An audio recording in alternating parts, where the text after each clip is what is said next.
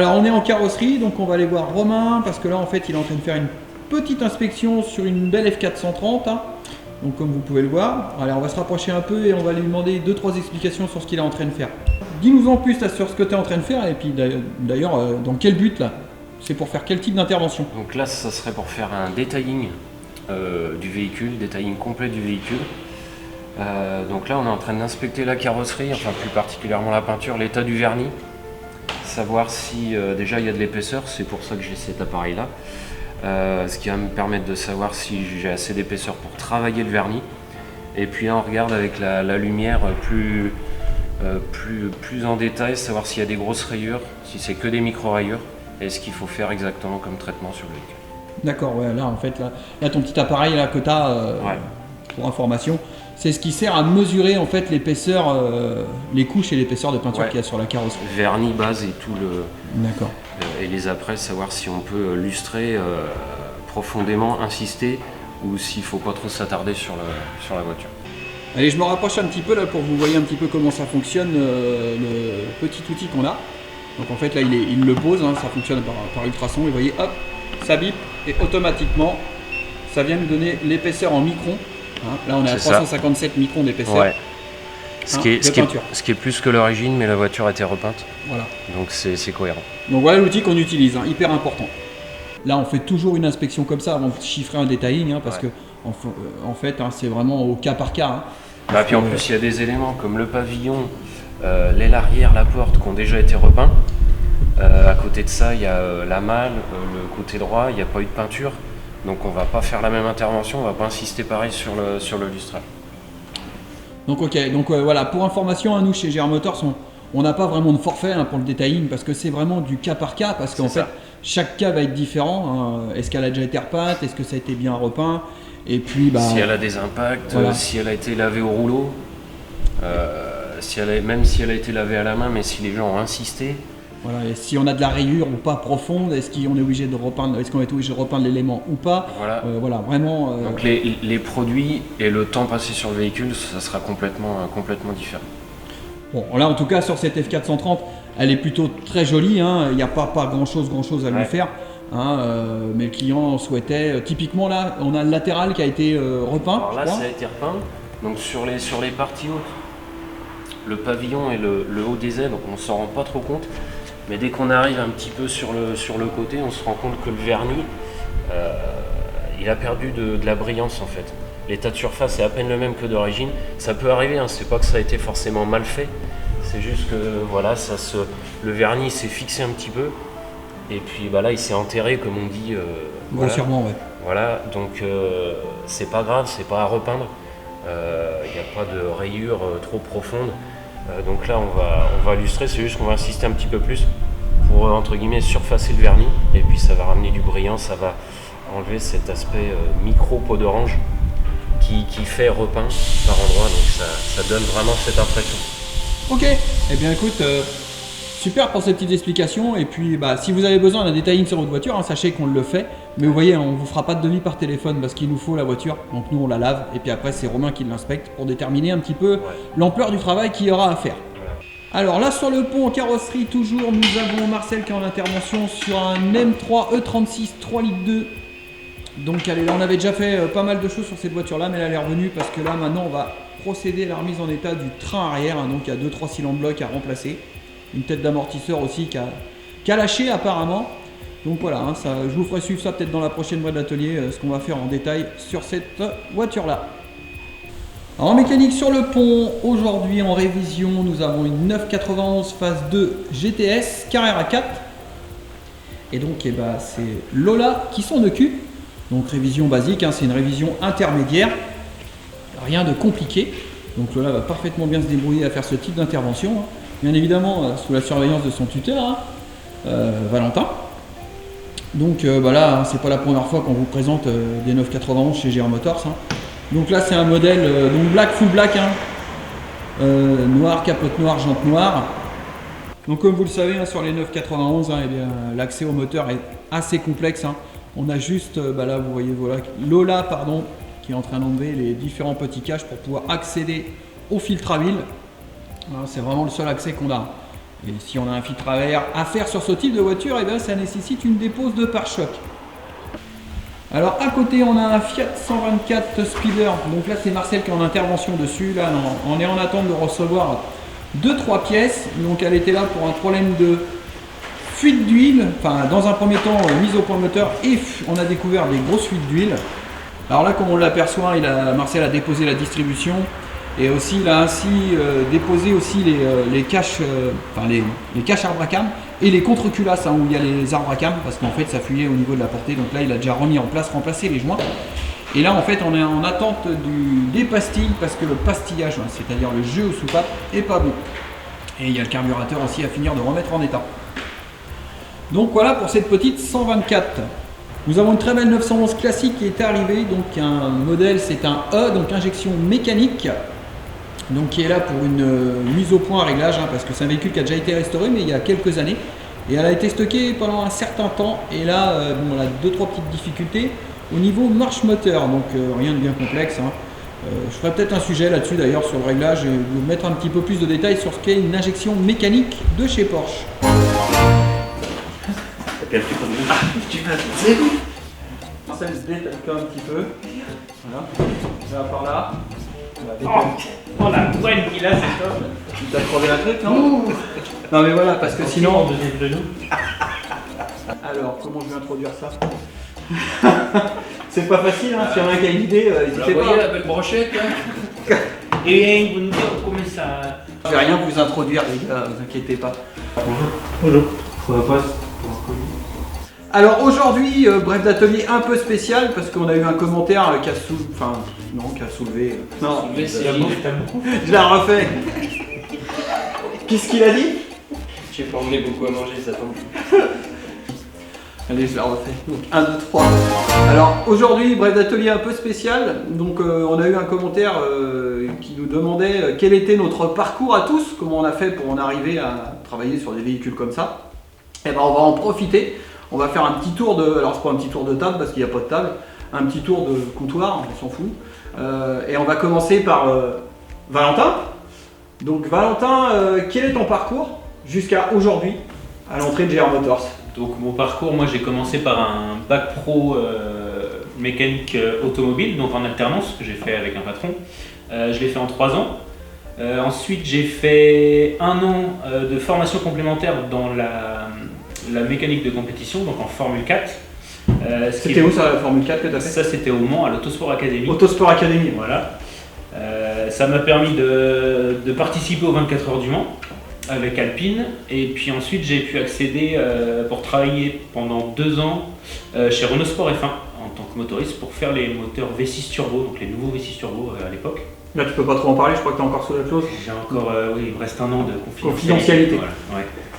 Donc c'est ça, ensuite donc ça c'était en région parisienne, je suis rentré sur la région Angevine, et donc j'ai travaillé pour un particulier aussi qui était un peu spécialisé dans les véhicules comme ça un petit peu. Donc j'ai fait 4 ans, un petit peu de retour en concession, et donc je suis arrivé là, ça fait maintenant 10 mois.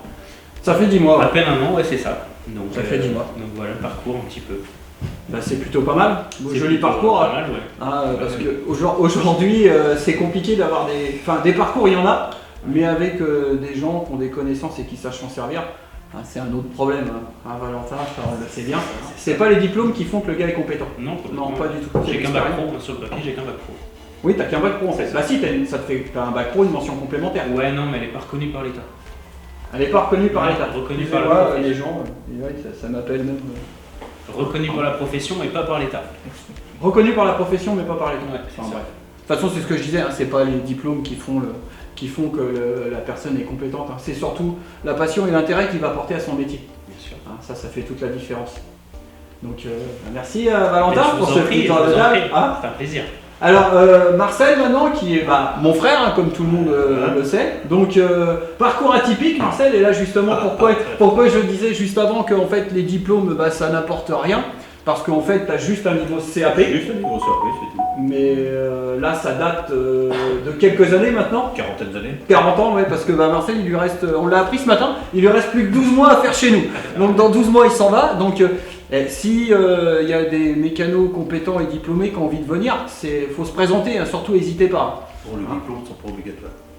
Non, hein, comme je disais, donc Marcel, hein, c'est pas parce qu'il a juste le niveau qu'aujourd'hui on peut largement lui donner on peut lui donner le CAP, on peut lui donner un bac pro, on peut lui donner un BTS parce qu'il a largement le niveau de compétence, hein, je pense qu'on est tous d'accord. Hein. Il y a aussi... Oui, faut l'accompagner encore un petit peu, mais il apprend, c'est apprentissage. Ouais, c'est pas apprentissage.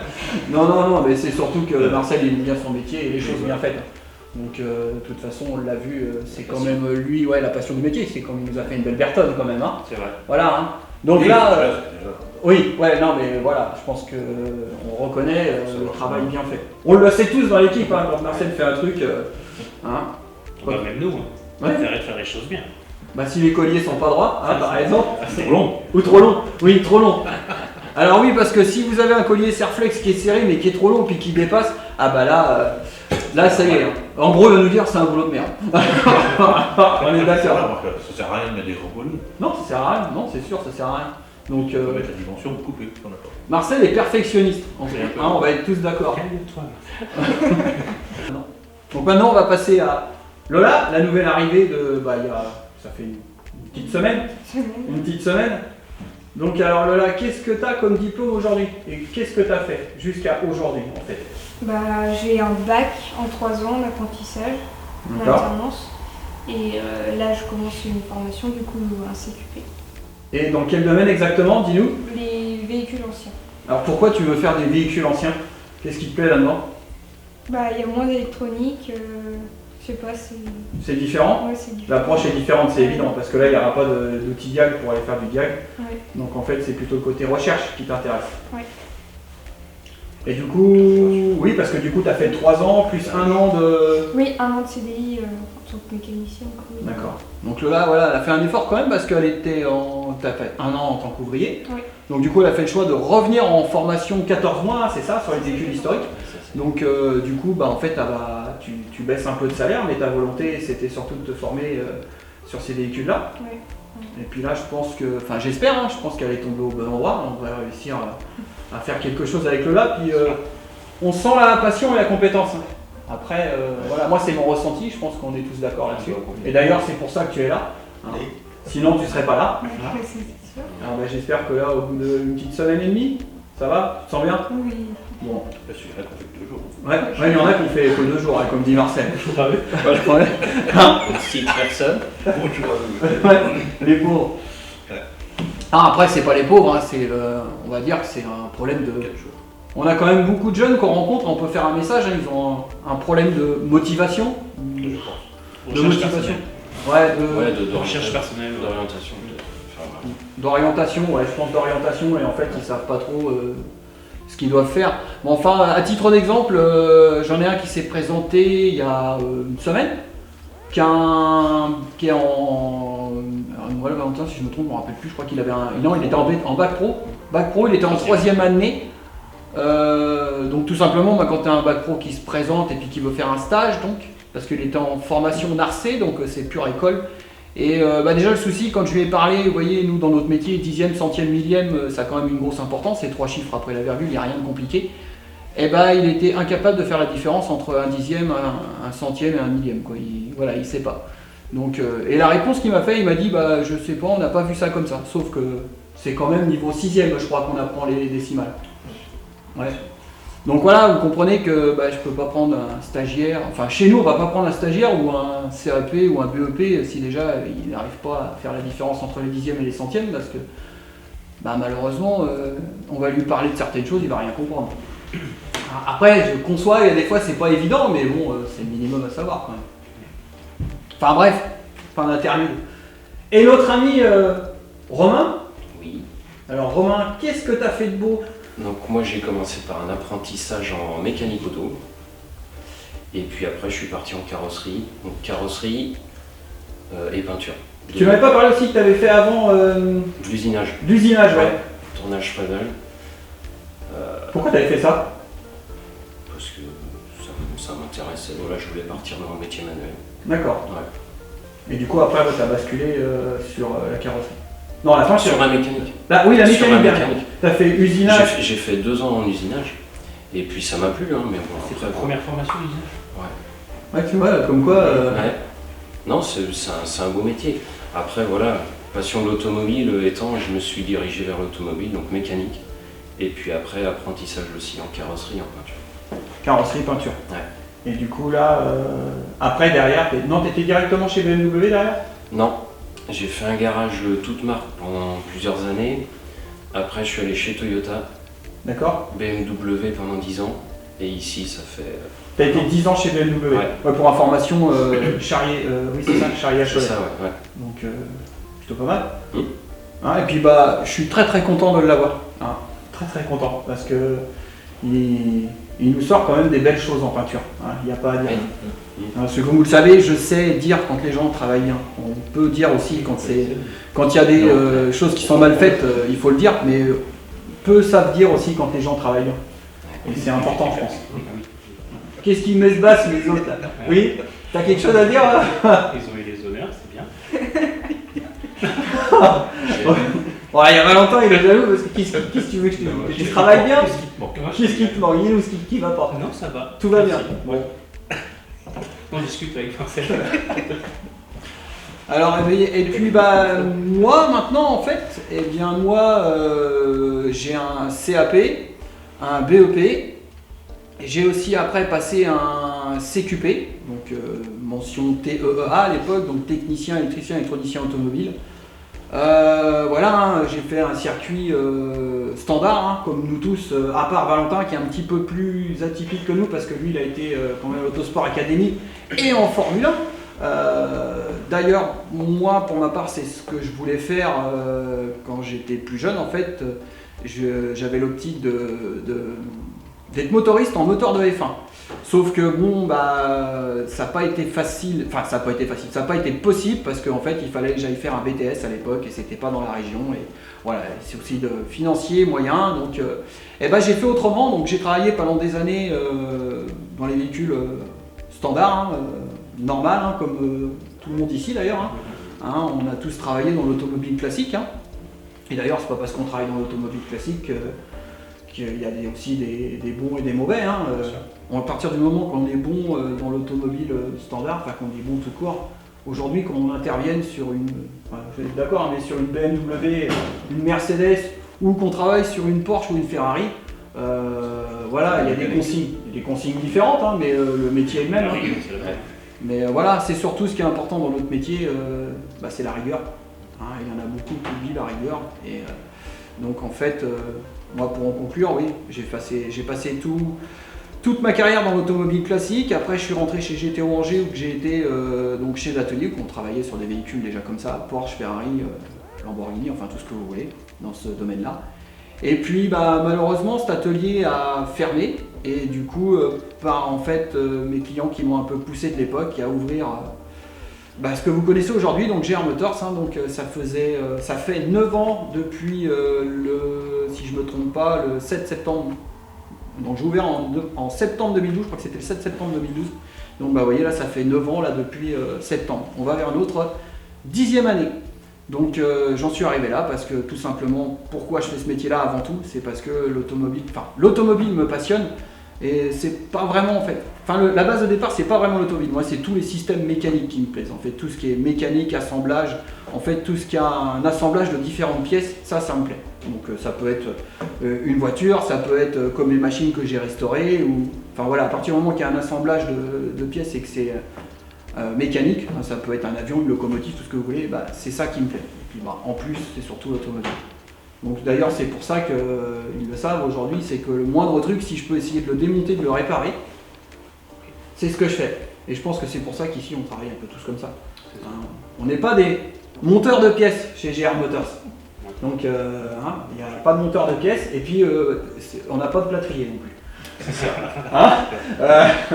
Je crois qu'on a fait assez de vidéos là-dessus, hein, sur ce qu'est le décapage, la mise en peinture et tout ça.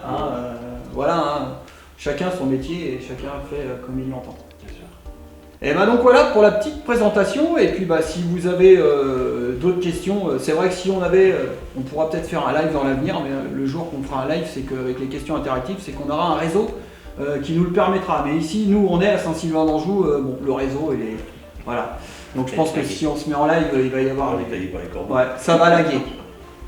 Eh bien écoutez, on va en rester là-dessus. De toute façon, vous avez vu juste avant, j'ai fait un petit tour de l'atelier, hein. C'était une petite brève tranquille. Et puis bah, comme d'habitude, un petit like, ça nous fera plaisir. Et puis surtout, n'hésitez pas à liker et partager. Et on vous dit à bientôt. Salut!